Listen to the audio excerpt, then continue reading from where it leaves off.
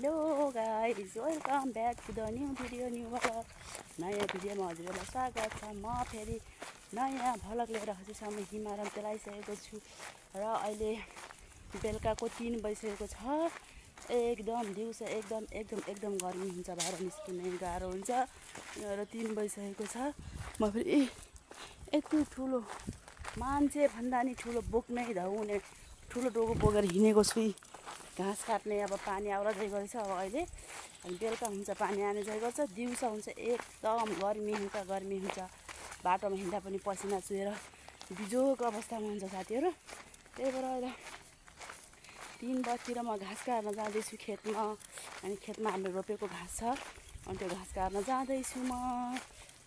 हावा लाउँदै गर्मीले हावा लाउँदै घाँस काट्न जाँदैछु म फेरि। अनि हजुरहरूले के गर्दै हुनुहुन्छ, कहाँदेखि मेरो भ्लग हेर्दै हुनुहुन्छ, अनि कमेन्ट पनि गर्नु साथीहरू। अनि नयाँ साथीहरू हुन्छ भने सब्सक्राइब गर्नु, पुरानोले लाइक कमेन्ट पनि गर्नु। डोको उमै पाटिसक्यो, बोक्दा धौ भइसक्यो, डोको बोक्दै धौ भइसक्यो साथीहरू। अनि अब म बाटोमा हिँड्दैछु। मलाई फेरि बाटोमा हिँड्दै गफ गर्दै गर्नु साह्रै मन लाग्छ। घरमा बसेर भ्लग बनाउनुभन्दा यो हिँड्दै बाटोमा हिँड्दै कुरा गर्दै गर्न साह्रै मन लाग्छ, मलाई फेरि रमाइलो लाग्छ। अनि अब मेरो भिडियो हेर्दै गर्नु र के कस्तो हुन्छ। म फेरि जाँदैछु बाटोमा, म हजुरहरूलाई फोन गरेर देखाउने नै छु। त्यतिन्जेलसम्म मेरो भ्लग हेरेर साथ सपोर्ट दिनु होला साथीहरू। हाम्रो बाटोको अवस्था यस्तो छ। आम्मामामा डोगल त थकित बनाइदियो साथीहरू, थकित। यतातिर घाँस हामीले काटिसकेको साथीहरू। यतातिर पलाएको छ घाँस, यो काट्ने हो मैले। यता पलाएको छ घाँस। आज चाहिँ घाँस नकाटी बाखाएन साथीहरू, एकदम धेरै घाँस काट्नु पर्ने छ। डोगो अहिले कुममा धौ भएर बोकेको आम्बो। अनि यति ठुलो छ डोगो फेरि आँसी। अनि अब आज पानी आउला चाहिँ गरिरहेछ, यति छ। उतातिर त छैन, यतातिर फेरि मकै छ। हाम्रो मकै किरा लागेर यस्तो छ, दुःख गरेको वर्ष दिनको दुःख यस्तो भइरहेछ साथीहरू। हेर्नुहोस्, यस्तो भएको छ, किरा लागेर यस्तो किराले खाएर यस्तो बनाएको छ। यतिभरि घाँस छ। यो घाँस हो मैले काट्न पर्ने। यति राम्रो घाँस छ हामीलाई, यति घाँस राम्रो छ। यो घाँस चाहिँ पालेर रोपेको घाँस हो यो। यतिभरि छ। अब डोको फेरि यति ठुलो छ, म बराबर डोको छ। अब म घाँस काट्न सुरु गर्नेछु। ठुलो डोको पनि भरिसकेको छु मैले घाँसले। अब चाहिँ म घाँस काटेर हिँड्न लागेको साथीहरू। आँसी यहाँ राखेपछि सजिलो हुन्छ भनेर अब चाहिँ म डोको बोकेर हिँड्ने हो घरतिर। फेरि अझ यस्तै डोको 2-3 डोको काट्नु छ साथीहरू। आज घाँस नभएर हैरान छ। अनि अब पानी पर्ला जाइ गरेछ, त्यही भएर आज चाहिँ यति घाँस चाहिँ यति धेरै, 1 डोको भयो 2-3 डोको काट्नुपर्ने छ। अब म चाहिँ बोकेर हिँडेँ। मकै यस्तो भएको छ, मकै बारी दर्याम हरेका कुरा कर्याम भने चाहिँ मकै यस्तो भएको छ। डोको खनाएर पनि यति भएको छ साथीहरू घाँस। अब फेरि जाने हो। यो फेरि माटो, हामीले घर लिप्ने माटो चाहिँ अस्ति लिएर आएको, यति छ माटो। अब यो यति छ घाँस, पसिना भइसकेको छु। अब 2टा डोको छ। मेरो छोरी पनि जाँदैछ। यो मेरो छोरी अहिले भर्खर सुतेर उठेको। अब यो नानी र म घाँस काट्न जाने हो। के तपाईँ भर्खर सुतेर उठेको, नुहाउने होइन र पानी आइसक्यो, बेलुका नुहाउने। चाहिँ पसिना भइसकेको छ साथीहरू। शीतल चाहिँ गरेको छ, गर्मी छ एकदम, गर्मी पसिना यस्तो आएर हैरान छ। के लाउनु लाग्यो र?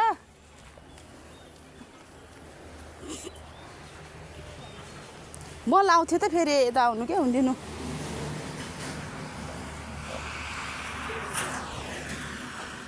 यता फेरि यस्तो छ, नसकिरहनु के गरेको होला के मम्मी। बेलुका लाउँछु क्या म, हुँदिनु।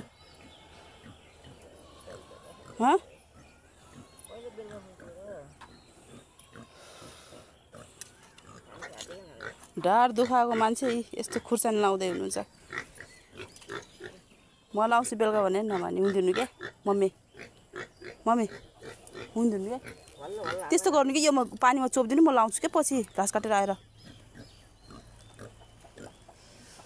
ए हाम्रो यो फर्सीको झ्याङ के यो फल्ने होइन र मम्मी? यस्तो फर्सी त यति लामा वहाँ तल माथि वहाँ माथि टिन माथि रुख माथि छुन लागिसक्यो। यो फर्सी नफल्ने भयो कि किन होला यस्तो खुर्सानी यस्तो खुर्सानी परिरहेको।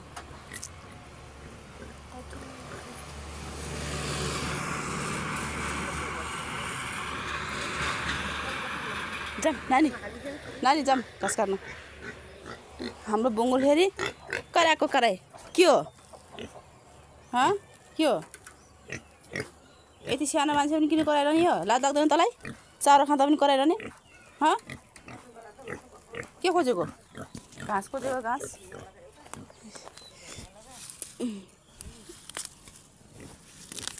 ल यो घाँस खाएपछि अलिक कराउन छोड्दैन यो छोड्छ कि कराएको कराए। ल ए मान्छेको गर्न सुन्न नहुन्न के यसलाई त कराएको कराए गर्छ।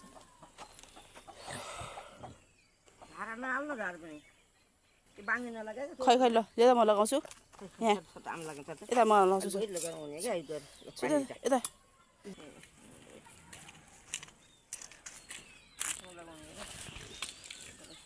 यस्तो गहिरो बनाएपछि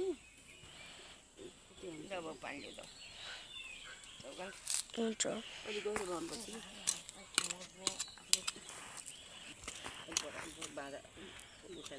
हाय गर्मी हाय गर्मी गर्मी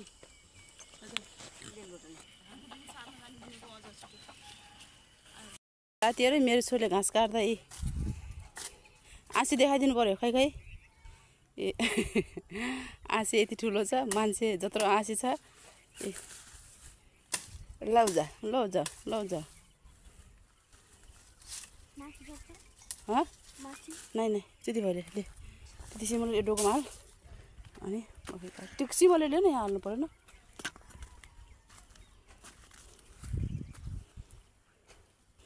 म फेरि यतातिर घाँस काट्दैछु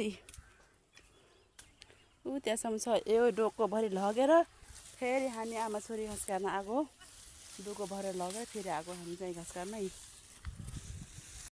घाँस काट्दै हुनुहुन्छ।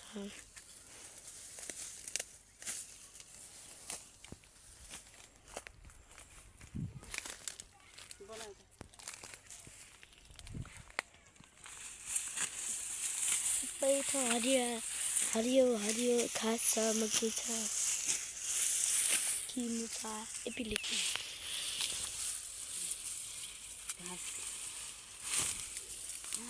पसिना आइसकेको छ पसिना।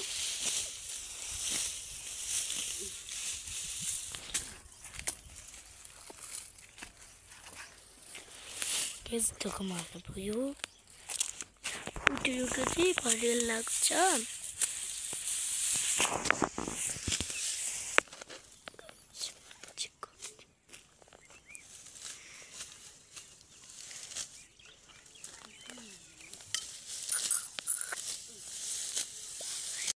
ल हामीले घाँसको डोको बोकेर आमा छोरी घरतिर हिँड्यौँ। डोको बोक्न नजानेर साथीहरू डोको बोक्दाखेरि धङधङेर डोको र मान्छे धन्दै लोटेन डोको र मान्छे। अनि अब हामी घाँसको भारी पुऱ्याएर घरतिर हिँड्दैछ। अहिले चाहिँ घाम लागिसकेको छ।